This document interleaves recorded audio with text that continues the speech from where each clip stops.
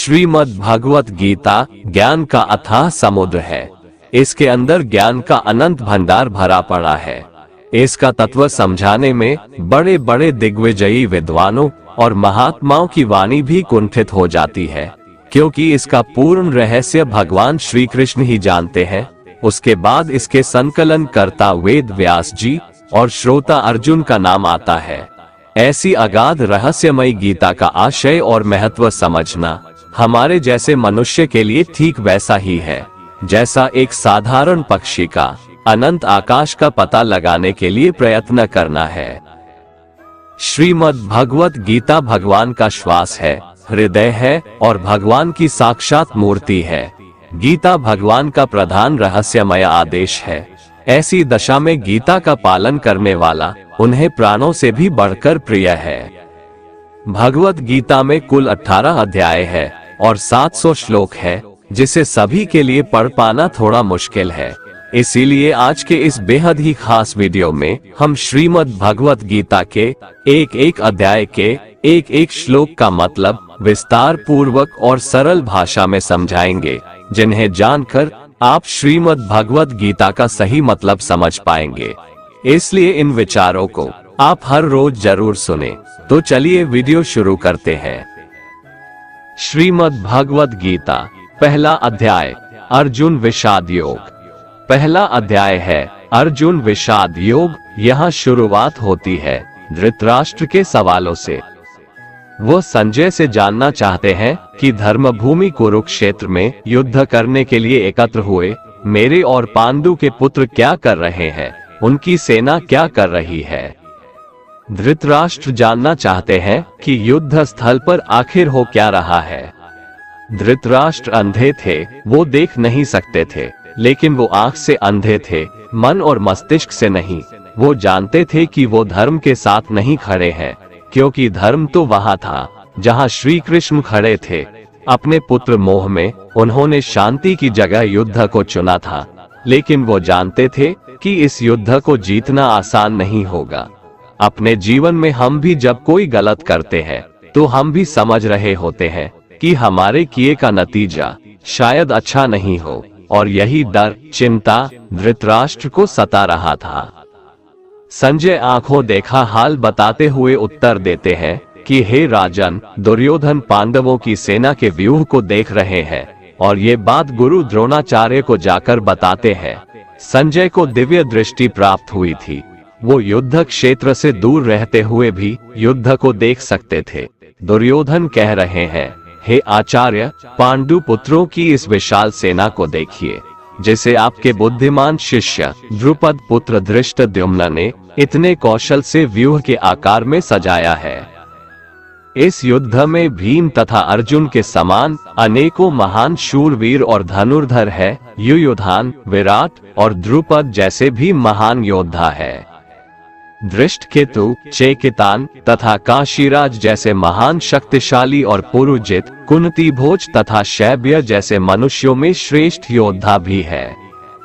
युधामयु जैसे महान पराक्रमी तथा उत्तमौजा जैसे अत्यंत शक्तिशाली, सुभद्रा का पुत्र अभिमन्यु और द्रौपदी के पुत्रों सहित ये सभी महान योद्धा है।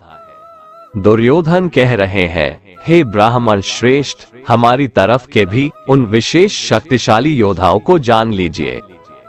मेरी सेना में स्वयं आप द्रोणाचार्य, पितामह भीष्म, कर्ण, कृपाचार्य, अश्वत्थामा, विकर्ण और सोमदत्त का पुत्र भूरिश्रवा जैसे योद्धा है, जो सदैव युद्ध में विजयी रहे हैं।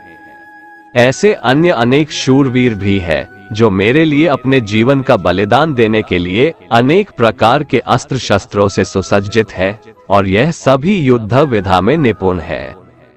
इस प्रकार भीष्म पितामह द्वारा अच्छी प्रकार से संरक्षित हमारी सेना की शक्ति असीमित है, किंतु भीम द्वारा अच्छी प्रकार से संरक्षित होकर भी पांडवों की सेना की शक्ति सीमित है। अतः सभी मोर्चों पर अपनी अपनी जगह स्थित रहकर आप सभी निश्चित रूप से भीष्म पितामह की सभी ओर से सहायता करें। संजय धृतराष्ट्र को बताते हुए कहते हैं, कि हे राजन, तब कुरुवंश के वयोवृद्ध परम प्रतापी पितामह भीष्म ने दुर्योधन के हृदय में हर्ष उत्पन्न करते हुए सिंह गर्जना के समान उच्च स्वर से शंख बजाया। तत्पश्चात अनेक शंख, नगाड़े, ढोल, मृदंग और सींग आदि बाजे अचानक एक साथ बज उठे। उनका वो शब्द बड़ा भयंकर था। तत्पश्चात दूसरी ओर से सफेद घोड़ों से युक्त उत्तम रथ पर आसीन योगेश्वर श्री कृष्ण और अर्जुन ने भी अलौकिक शंख बजाए।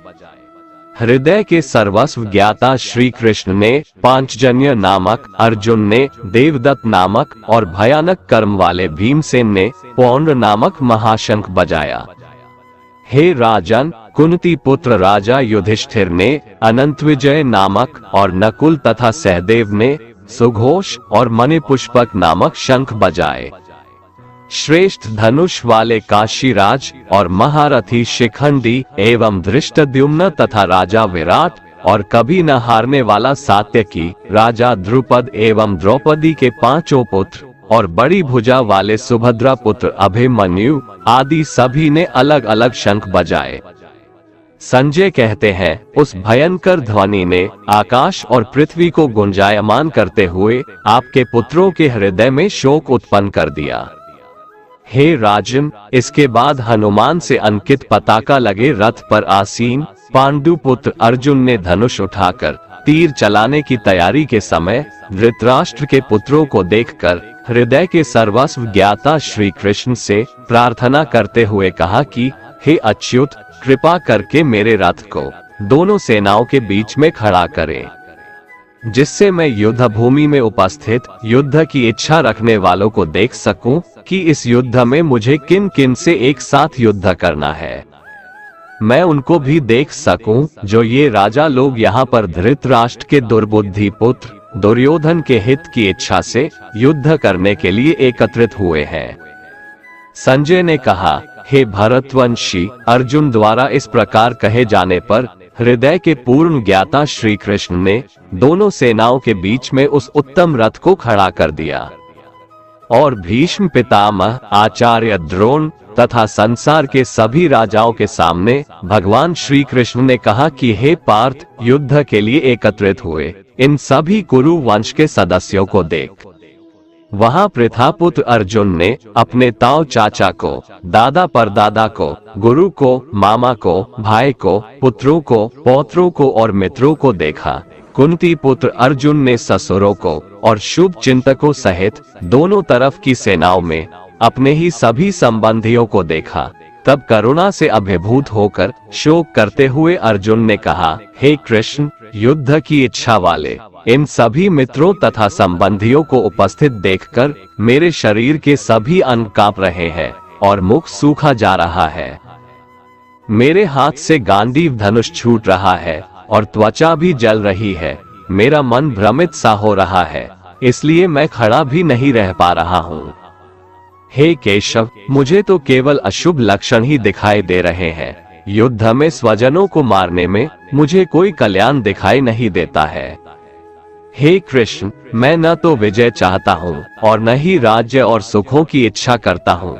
हे गोविंद, हमें ऐसे राज्य, सुख अथवा इस जीवन से भी क्या लाभ है जिनके साथ हमें राज्य आदि सुखों को भोगने की इच्छा है। वही गुरुजन, परिवारजन, पुत्रगण, पितामह, मामा, ससुर और सारे संबंधी अपने जीवन के सभी सुखों को त्याग कर इस युद्ध भूमि में खड़े हैं। हे मधुसूदन, मैं इन सभी को मारना नहीं चाहता हूँ, भले ही यह सभी मुझे ही मार डाले। तीनों लोकों के राज्य के लिए भी मैं इन सभी को मारना नहीं चाहता, फिर पृथ्वी के लिए तो कहना ही क्या है। हे जनार्दन, धृतराष्ट्र के पुत्रों को मारकर हमें कौन सी प्रसन्नता मिलेगी, बल्कि इन आतताइयों को मारकर तो हमें पाप ही लगेगा। हे माधव, अतः मुझे धृतराष्ट्र के पुत्रों को उनके मित्रों और संबंधियों सहित मारना उचित नहीं लगता है, क्योंकि अपने ही कुटुंबियों को मारकर हम कैसे सुखी हो सकते हैं। यद्यपि लोभ के कारण इन भ्रमित चित्त वालों को कुल के नाश से उत्पन्न होने वाले दोष दिखाई नहीं देते हैं और मित्रों से विरोध करने में कोई पाप दिखाई नहीं देता है।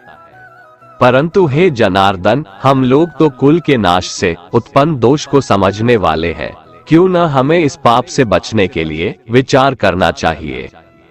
अर्जुन कहते हैं, कुल के नाश से सनातन कुल धर्म नष्ट हो जाते हैं तथा धर्म का नाश हो जाने पर संपूर्ण कुल में अधर्म फैल जाता है।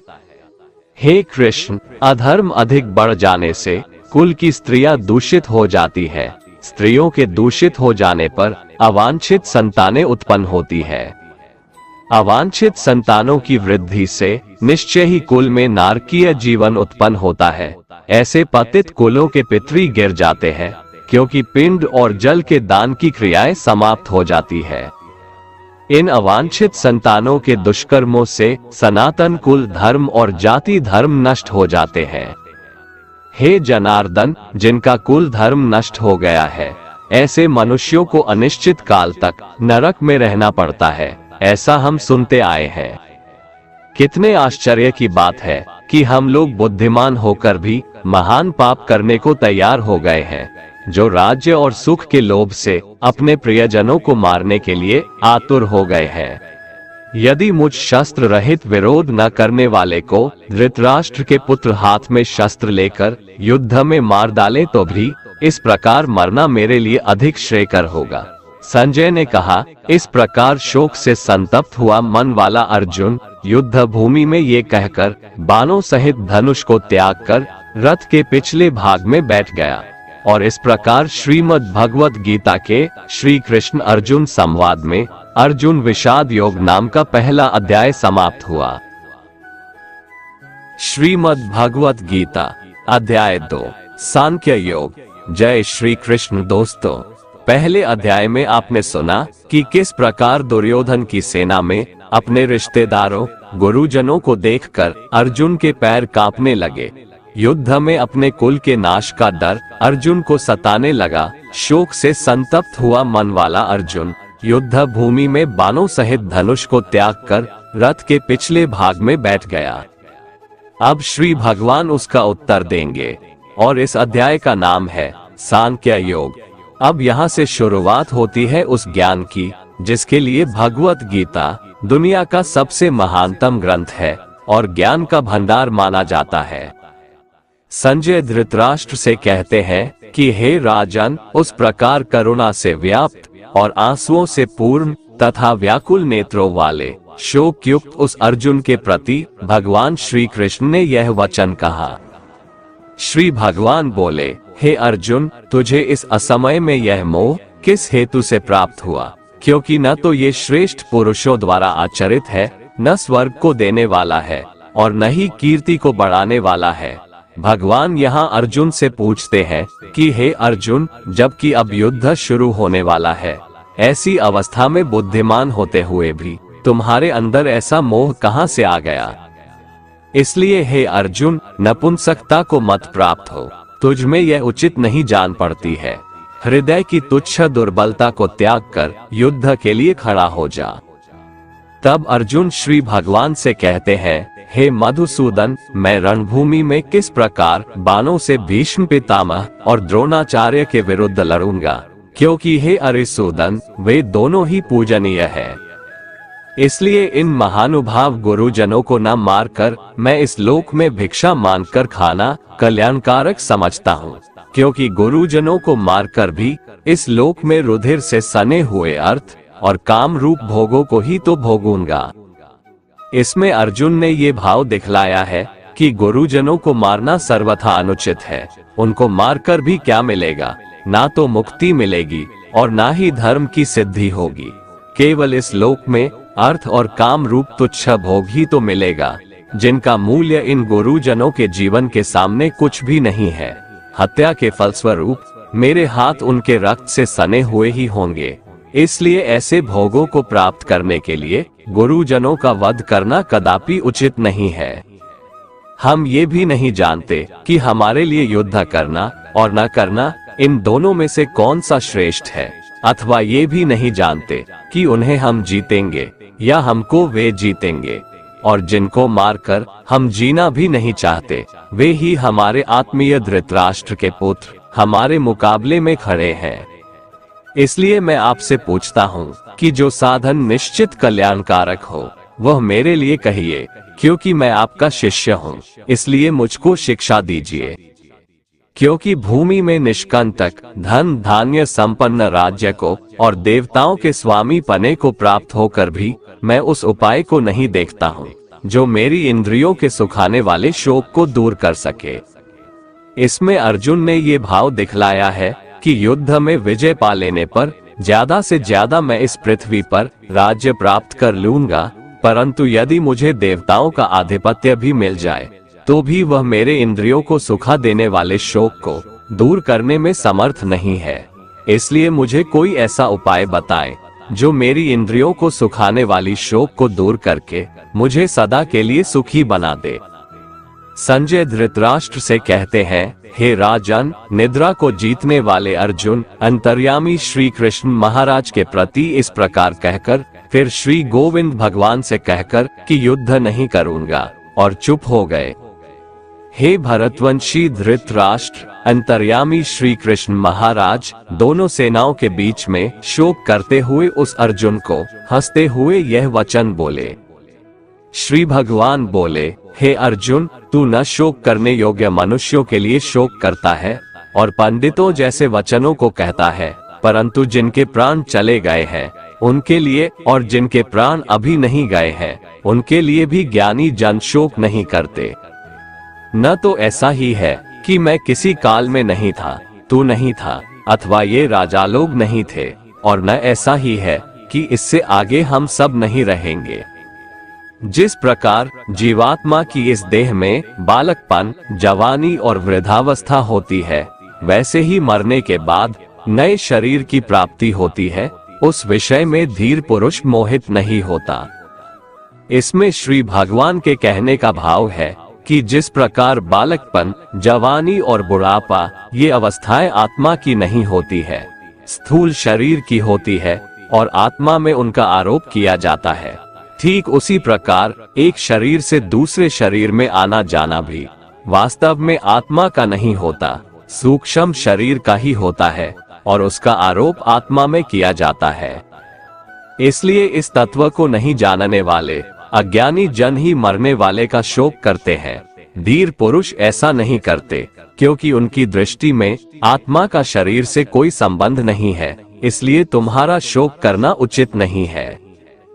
हे कुंती पुत्र, सर्दी, गर्मी और सुख दुख को देने वाले इंद्रिय और विषयों के संयोग तो उत्पत्ति विनाशशील और अनित्य है, इसलिए हे भारत तू उनको सहन कर।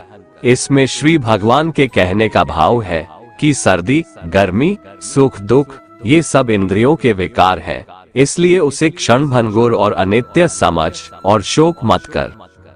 क्योंकि हे पुरुष श्रेष्ठ, दुख सुख को समान समझने वाले जिस धीर पुरुष को ये इंद्रिय और विषयों के संयोग व्याकुल नहीं करते, वह मोक्ष के योग्य होता है। दोस्तों, हमारे जीवन में भी दुख आने पर हम दुखी हो जाते हैं, जबकि ज्ञानी पुरुष जानता है कि अगर दुख घर में प्रवेश किया है तो सुख भी जरूर दरवाजे पर ही खड़ा होगा। इसलिए जो मनुष्य किसी भी विषम परिस्थिति से व्याकुल नहीं होता, वैसा ज्ञानी मनुष्य परमात्मा की प्राप्ति का पात्र बन जाता है। असत वस्तु की सत्ता नहीं है और सत का अभाव नहीं है, इस प्रकार इन दोनों का ही तत्वज्ञानी पुरुषों द्वारा देखा गया है। इसमें भगवान श्री कृष्ण का भाव है कि असत अर्थात शरीर, इंद्रिय की कोई सत्ता यानी भाव नहीं है, इसलिए अपने स्वजनों के शरीर की नाश की आशंका से शोक करना अनुचित है। सत का भाव यहाँ परमात्मा से है। परमात्मा सर्वव्यापी है, अखंड और निर्विकार है, इसलिए यदि तुम आत्म रूप से अपने स्वजनों के नाश की आशंका करके शोक करते हो तो भी तुम्हारा शोक करना उचित नहीं है। नाश रहित तो तू उसको जान जिससे ये संपूर्ण जगत दृश्य वर्ग व्याप्त है। इस अविनाशी का विनाश करने में कोई भी समर्थ नहीं है। श्री भगवान कहते हैं, परमात्मा का कोई भी नाश नहीं कर सकता, इसीलिए परमात्मा ही सत है। उस नाश रहित, अप्रमेय, नित्य स्वरूप जीवात्मा के ये सब शरीर नाशवान कहे गए हैं। इसलिए हे भारतवंशी अर्जुन, तू युद्ध कर। यहाँ श्री कृष्ण का भाव है कि जब ये बात सिद्ध हो चुकी है कि शरीर नाशवान है, उनका नाश अनिवार्य है और आत्मा नित्य है, उसका कभी नाश नहीं होता, तो युद्ध करने में शोक का कोई कारण ही नहीं है। जो इस आत्मा को मारने वाला समझता है तथा जो इसको मरा मानता है, वे दोनों ही नहीं जानते, क्योंकि यह आत्मा वास्तव में न तो किसी को मारता है और न किसी के द्वारा मारा जाता है। यहाँ श्री भगवान का भाव है कि स्थूल शरीर से सूक्ष्म शरीर के वियोग को मरना कहते हैं, इसलिए मरने वाला स्थूल शरीर है। इसी तरह जिस स्थूल शरीर की क्रिया से किसी दूसरे स्थूल शरीर के प्राणों का वियोग होता है, उसे मारने वाला कहते हैं। इसलिए मारने वाला भी शरीर ही है, आत्मा नहीं है। किंतु शरीर के धर्मों को अपने में अध्यारोपित करके अज्ञानी लोग आत्मा को मारने वाला मान लेते हैं, इसलिए उनको उन कर्मों का फल भोगना पड़ता है। यह आत्मा किसी काल में भी न तो जन्मता है और न मरता ही है, तथा न यह उत्पन्न होकर फिर होने वाला ही है, क्योंकि यह अजन्मा, नित्य, सनातन और पुरातन है। शरीर के मारे जाने पर भी यह नहीं मारा जाता। हे पृथापुत्र अर्जुन, जो पुरुष इस आत्मा को नाश रहित, नित्य, अजन्मा और अव्यय जानता है, वह पुरुष कैसे किसको मरवाता है और कैसे किसको मारता है। यहाँ श्री भगवान का भाव है कि स्थूल शरीर द्वारा किसी को मारना या मरवाना ये आत्मा का काम नहीं है, इसलिए किसी के लिए भी किसी प्रकार का शोक करना उचित नहीं है। जैसे मनुष्य पुराने वस्त्रों को त्याग कर दूसरे नए वस्त्रों को ग्रहण करता है, वैसे ही जीवात्मा पुराने शरीरों को त्याग कर दूसरे नए शरीरों को प्राप्त होता है।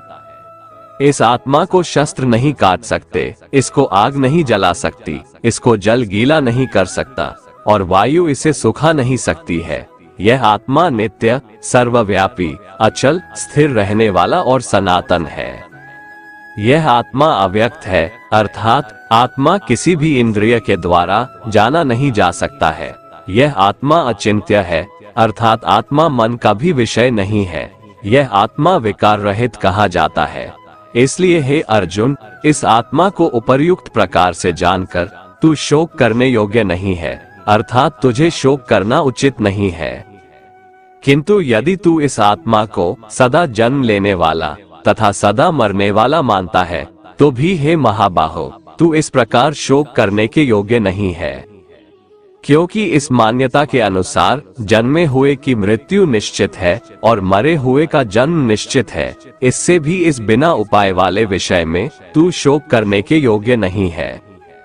हे अर्जुन, संपूर्ण प्राणी जन्म से पहले अप्रकट थे और मरने के बाद भी अप्रकट हो जाने वाले हैं, केवल बीच में ही प्रकट है। फिर ऐसी स्थिति में क्या शोक करना है। कोई एक महापुरुष ही इस आत्मा को आश्चर्य की भांति देखता है, वैसा ही दूसरा कोई महापुरुष ही इसके तत्व का आश्चर्य की भांति वर्णन करता है, तथा दूसरा कोई अधिकारी पुरुष ही इसे आश्चर्य की भांति सुनता है, और कोई कोई तो सुनकर भी इसको नहीं जानता। यहाँ श्री भगवान का भाव है कि आत्मा आश्चर्यमय है, इसलिए उसे देखने वाला संसार में कोई विरला ही होता है और वह उसे आश्चर्य की भांति देखता है। जो महापुरुष परमात्मा को जानने वाले हैं, जो संपूर्ण वेदों और शास्त्रों के ज्ञाता हैं, वे ही आत्मा का वर्णन कर सकते हैं और उनका वर्णन करना भी आश्चर्य की भांति होता है। इस आत्मा के वर्णन को सुनने वाला सदाचारी आस्तिक पुरुष भी कोई विरला होता है और उसका सुनना भी आश्चर्य की भांति होता है।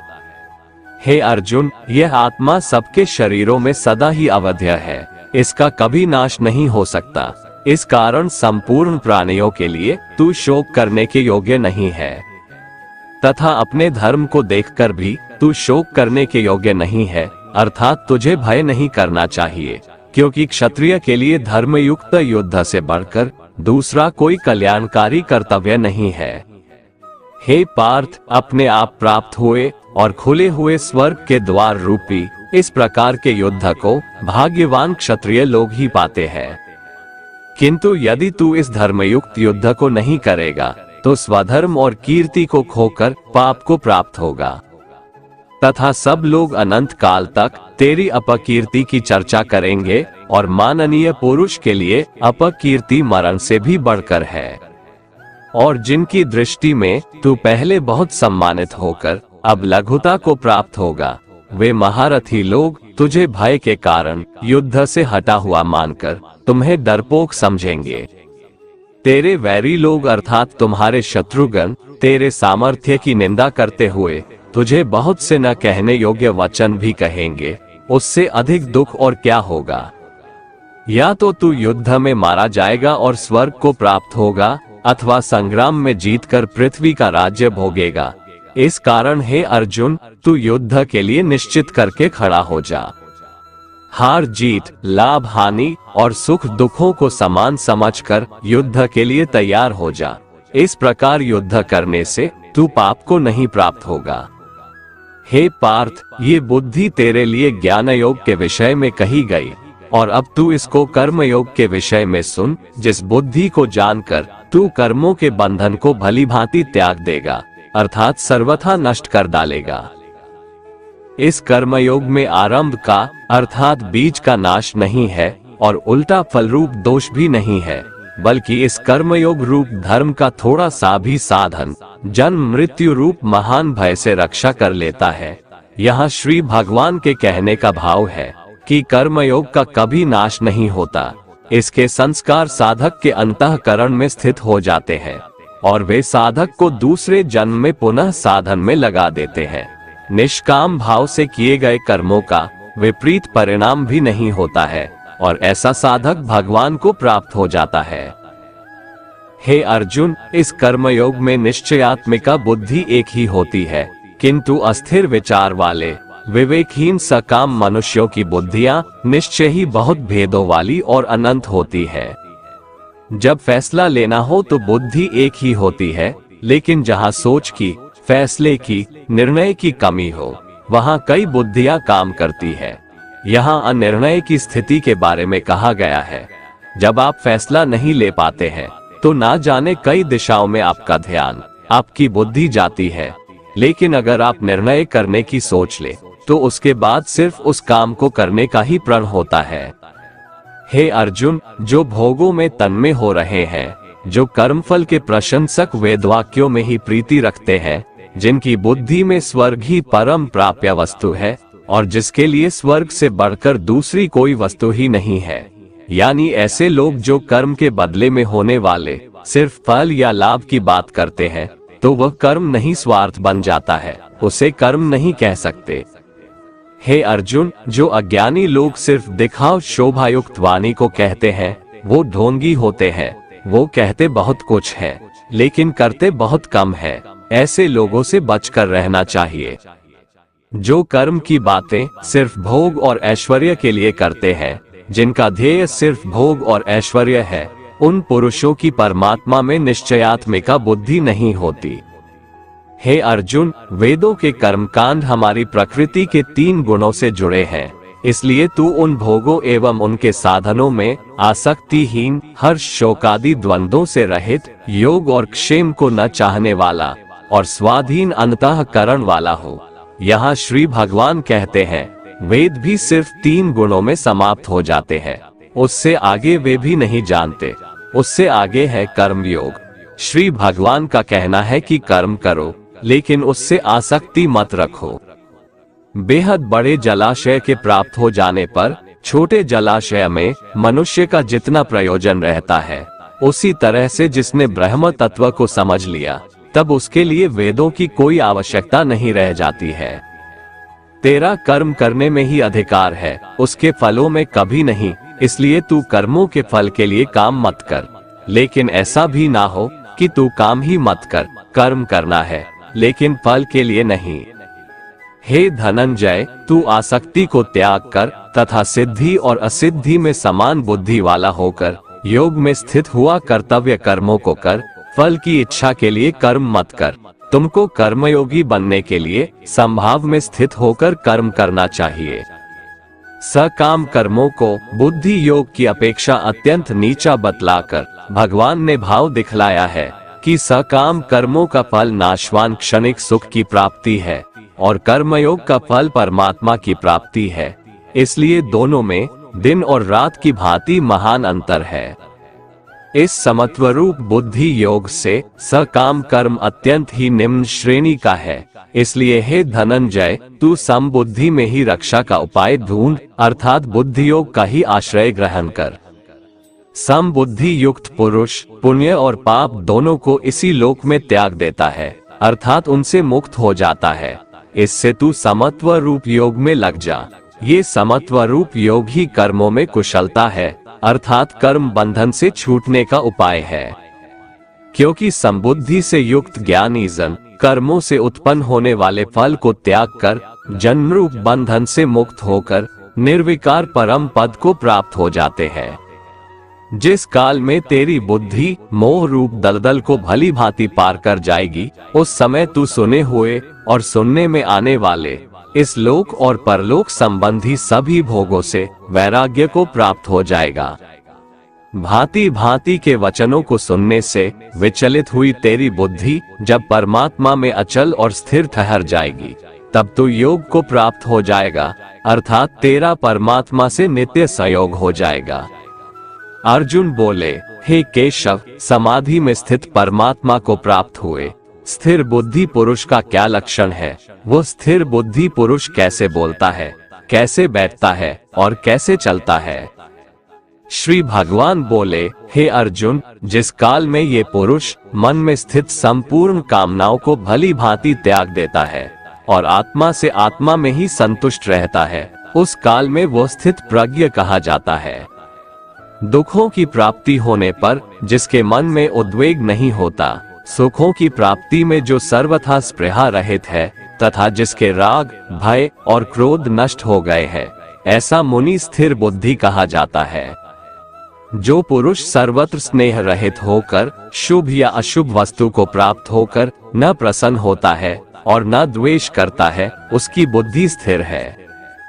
कछुआ सब ओर से अपने अंगों को जैसे समेट लेता है, वैसे ही जब ये पुरुष इंद्रियों के विषयों से इंद्रियों को सब प्रकार से हटा लेता है, तब उसकी बुद्धि स्थिर है, ऐसा समझना चाहिए। इसलिए साधक को चाहिए कि वह उन संपूर्ण इंद्रियों को वश में करके समाहित चित होकर मेरा ध्यान करे, क्योंकि जिस पुरुष की इंद्रियां वश में होती है, उसी की बुद्धि स्थिर हो जाती है। विषयों का चिंतन करने वाले पुरुष की उन विषयों में आसक्ति हो जाती है, आसक्ति से उन विषयों की कामना उत्पन्न होती है और कामना में विघ्न पड़ने से क्रोध उत्पन्न होता है। क्रोध से भ्रम पैदा होता है, स्मृति में भ्रम हो जाने से बुद्धि का नाश हो जाता है और बुद्धि का नाश हो जाने से उस पुरुष का पतन हो जाता है। जिस प्रकार हवा के झोंके नाव को भटका देती है, ठीक उसी प्रकार मनुष्य की इंद्रियां उसकी बुद्धि को भटका देती है। इसलिए हे महाबाहो, जिस पुरुष की इंद्रियां उसके बस में होती है, उसी की बुद्धि स्थिर है। भगवान श्री कृष्ण कहते हैं, जिस प्रकार समुद्र की स्थिति अचल है, भारी से भारी आंधी तूफान आने पर या अनेक नदियों के जल प्रवाह उसमें प्रविष्ट होने पर भी वह अपनी स्थिति से विचलित नहीं होता, मर्यादा का त्याग नहीं करता, उसी प्रकार परमात्मा के स्वरूप में स्थित योगी की स्थिति भी सर्वथा अचल होती है। बड़े से बड़े सांसारिक सुख दुखों का संयोग वियोग होने पर भी उसकी स्थिति में जरा भी अंतर नहीं पड़ता। वह योगी परमात्मा में नित्य निरंतर अटल और एकरस स्थित रहता है। जो मनुष्य संपूर्ण कामनाओं को त्याग कर ममता रहित, अहंकार रहित और स्पृहा रहित होकर विचरण करता है, वही मनुष्य शांति को प्राप्त कर पाता है। हे पार्थ, यह आध्यात्मिक जीवन का पथ है, अर्थात ब्रह्म की प्राप्ति का पथ है, जिसे प्राप्त करके मनुष्य कभी मोहित नहीं होता है। यदि कोई जीवन के अंतिम समय में भी इस पथ पर स्थित हो जाता है, तब भी वह मेरे परम धाम को प्राप्त होता है। इस प्रकार उपनिषद, ब्रह्म विद्या तथा योग शास्त्र रूप श्रीमद् भगवद गीता के श्री कृष्ण अर्जुन संवाद में सांख्य योग नाम का दूसरा अध्याय संपूर्ण हुआ। श्रीमद् भगवद गीता अध्याय 3 कर्म योग। यह अध्याय शुरू होता है अर्जुन के सवालों से। अर्जुन पूछते हैं कि हे जनार्दन, यदि आप कर्म की अपेक्षा ज्ञान को श्रेष्ठ समझते हैं, तो फिर हे केशव, मुझे इस भयंकर कर्म में क्यों लगाना चाहते हैं? अर्थात मुझे युद्ध करने आप क्यों कह रहे हैं? हे प्रभु, आपके अनेक अर्थ वाले शब्दों से मेरी बुद्धि मोहित हो रही है। आपकी बातें समझने के बजाय मैं और भी ज्यादा उलझता जा रहा हूँ। इसलिए मेरी दुविधा को दूर करके कोई एक बात बताइए प्रभु, जिससे मेरी उलझन दूर हो सके, जिससे मैं कल्याण को प्राप्त हो जाऊं। अब भगवान श्री कृष्ण ज्ञान योग और कर्म योग में भेद बताएंगे। श्री भगवान बोले, हे निष्पाप, इस दुनिया में दो प्रकार की निष्ठा यानी दो प्रकार का विश्वास है। एक है सांख्य योग, जिसका रिश्ता ज्ञान से है, और दूसरा है कर्म योग, जिसका लेना देना सिर्फ कर्म से है। अपनी इंद्रियों को वश में कर परमात्मा में ध्यान लगाना ज्ञान योग से होता है, और इसको कहते हैं संन्यास या सांख्य योग। और दूसरा होता है कर्म योग, मतलब निष्काम कर्म करके फल में आसक्ति ना रखना। मनुष्य न तो कर्म किए बिना कर्म बंधनों से मुक्त हो सकता है, और न ही कर्मों के त्याग मात्र से सफलता अर्थात सिद्धि को प्राप्त हो सकता है। कहने का सीधा अर्थ है कि कर्म को छोड़ देने से या उसे त्याग देने से न तो कोई सन्यासी बन सकता है और ना ही कोई कर्मयोगी बन सकता है। कोई भी मनुष्य किसी भी काल में क्षण मात्र भी बिना कर्म किए नहीं रहता, क्योंकि सारा मनुष्य समुदाय कर्म करने के लिए ही पैदा हुआ है। ये प्रकृति का नियम है और इसे बदला नहीं जा सकता है। जो मंद बुद्धि मनुष्य सिर्फ दिखावे के लिए कहता है कि उसने समस्त इंद्रियों को वश में कर लिया है, परंतु वह मन ही मन उन इंद्रियों के विषयों का चिंतन करता रहता है, वह मनुष्य मिथ्याचारी अर्थात दंभी कहा जाता है। किंतु हे अर्जुन, जो पुरुष मन से इंद्रियों को वश में करके बिना किसी आसक्ति के समस्त इंद्रियों द्वारा कर्मयोग का आचरण करता है, वही श्रेष्ठ है, अर्थात वही कर्मयोगी है। तू शास्त्रों के अनुसार अपने कर्तव्य कर्मों को कर, क्योंकि कर्म न करने की अपेक्षा कर्म करना ज्यादा श्रेष्ठ है, तथा कर्म न करने से तेरा शरीर निर्वाह भी नहीं सिद्ध होगा। अर्थात तू सिर्फ अपने कर्तव्यों का पालन कर, क्योंकि कर्म नहीं करने से तेरा जन्म लेना भी बेकार हो जाएगा। हे अर्जुन, तू यज्ञ समझकर अपना कर्म कर। जिस प्रकार यज्ञ समाज और प्रजा की भलाई के लिए किया जाता है, उसी तरह तू इस युद्ध को यज्ञ समझकर अर्थात अपना कर्तव्य समझकर कर्म कर। प्रजापति ब्रह्मा ने इस दुनिया की शुरुआत में यज्ञ को रचकर अपनी जनता को कहा कि तुम लोग इस यज्ञ के द्वारा वृद्धि को प्राप्त हो, और यह यज्ञ तुम लोगों को इच्छित भोग प्रदान करने वाला हो। मित्रों, यज्ञ एक तरीके से हमें रास्ता दिखाता है, हमें कर्म करना सिखाता है। ब्रह्मा कहते हैं कि यज्ञ के द्वारा देवताओं को खुश करना चाहिए, और फिर वे देवता खुश होकर हम सबकी भलाई करेंगे। इस प्रकार निस्वार्थ भाव से एक दूसरे को उन्नत करते हुए तुम लोग परम कल्याण को प्राप्त हो जाओगे। यज्ञ करके जब आप देवताओं की पूजा करते हैं, तो वो बिना मांगे ही आपकी सारी इच्छाओं को पूरा कर देते हैं। लेकिन जो यज्ञ नहीं करता, उस यज्ञ से देवताओं को प्रणाम नहीं करता, लेकिन फिर भी अपनी इच्छाओं को पूरा करना चाहता है, उसे चोर समझना चाहिए। अर्थात बिना कर्म किए कोई चाहता है कि उसे सब कुछ मिल जाए, तो उसे चोर ही तो समझना चाहिए। यज्ञ से बचे हुए अन्न को खाने वाले श्रेष्ठ पुरुष सब पापों से मुक्त हो जाते हैं, और जो पापी लोग अपना शरीर पोषण करने के लिए ही अन्न पकाते हैं, वे तो पाप को ही खाते हैं। अर्थात जो लोग ईश्वर को याद किए बिना अपने जिंदा रहने में ही लगे रहते हैं, उन्हें चोर समझना चाहिए। अगर अन्न खत्म हो जाए तो सब खत्म हो जाएंगे। संपूर्ण प्राणी अन्न से ही उत्पन्न होते हैं। अन्न की उत्पत्ति बारिश से होती है, और बारिश की उत्पत्ति यज्ञ से होती है, और यज्ञ की उत्पत्ति वेद अनुसार कर्म करने से होती है। हमारी संस्कृति का सारा ज्ञान वेद से ही तो आया है, और वेद परम पिता परमात्मा से उत्पन्न हुआ है। इससे सिद्ध होता है कि यज्ञ और ईश्वर में सीधा संबंध है। इसलिए सर्वव्यापी परमात्मा ब्रह्म रूप में यज्ञ में सदा स्थित रहते हैं। हे पार्थ, जो पुरुष परंपरा से नहीं चलता, सृष्टि चक्र के नियमों का पालन नहीं करता, अर्थात अपने कर्तव्य का पालन नहीं करता, वह इंद्रियों के द्वारा भोगों को भोगने वाला पापी पुरुष व्यर्थ ही जीता है। परंतु जो मनुष्य आत्मा में ही रमण करने वाला और आत्मा में ही तृप्त तथा आत्मा में ही संतुष्ट हो, उसके लिए कोई कर्तव्य नहीं है। आत्मा का मतलब यह सबसे बड़ा सच है, और जो सत्य को समझता है, सत्य में ही खुश होकर सत्य में ही रहता है, उसके लिए कोई कर्तव्य नहीं है। लेकिन ऐसा कोई लाखों करोड़ों में एक होता है। उस महापुरुष का इस विश्व में न तो कर्म करने से कोई प्रयोजन रहता है और न कर्मों के न करने से ही कोई प्रयोजन रहता है, तथा संपूर्ण प्राणियों में भी इसका स्वार्थ से कोई संबंध नहीं रहता। कहने का सीधा मतलब है, जिसे परमात्मा मिल चुका है वो कोई और दूसरा कर्म क्यों करे। इसलिए तू निरंतर आसक्ति से रहित होकर, अर्थात अपनी इच्छा को त्याग कर सदा कर्तव्य कर्म को भली भांति करता रहे, क्योंकि आसक्ति से रहित होकर कर्म करता हुआ मनुष्य एक दिन परमात्मा को प्राप्त हो जाता है। बहुत से ऐसे लोग हैं जो कर्म करते हुए ही परम सिद्धि को प्राप्त हुए थे।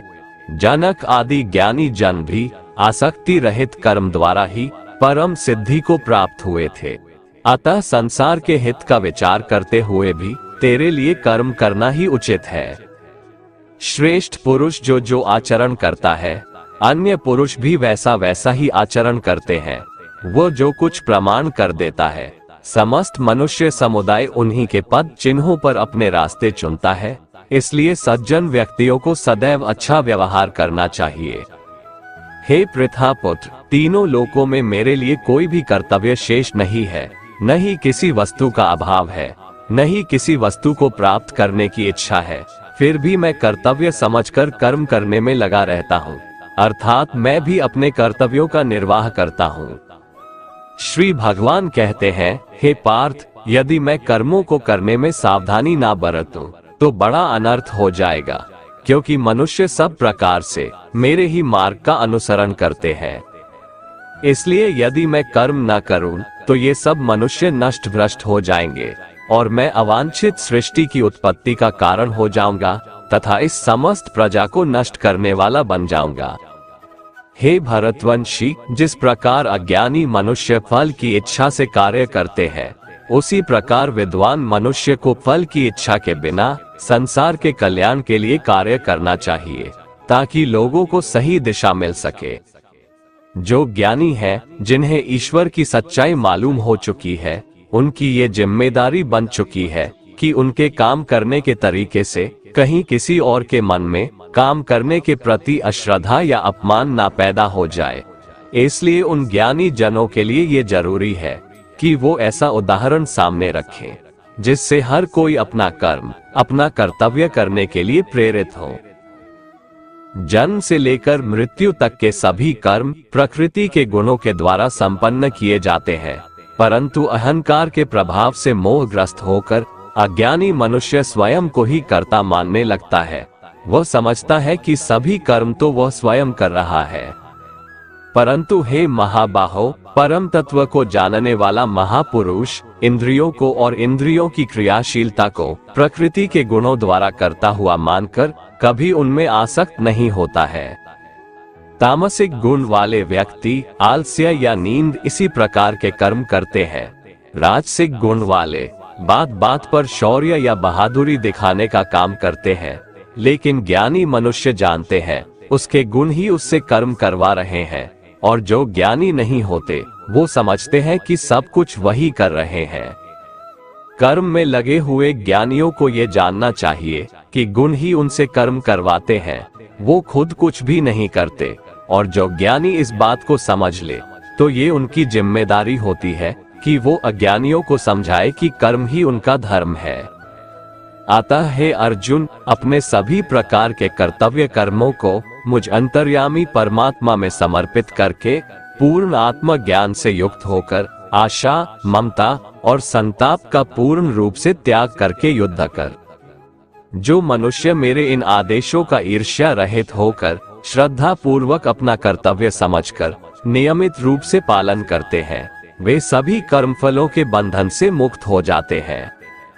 परंतु जो मनुष्य मुझ में दोषारोपण करते हुए मेरे इस मत के अनुसार नहीं चलते हैं, उन मूर्खों को तू संपूर्ण ज्ञानों में मोहित और नष्ट हुआ ही समझ।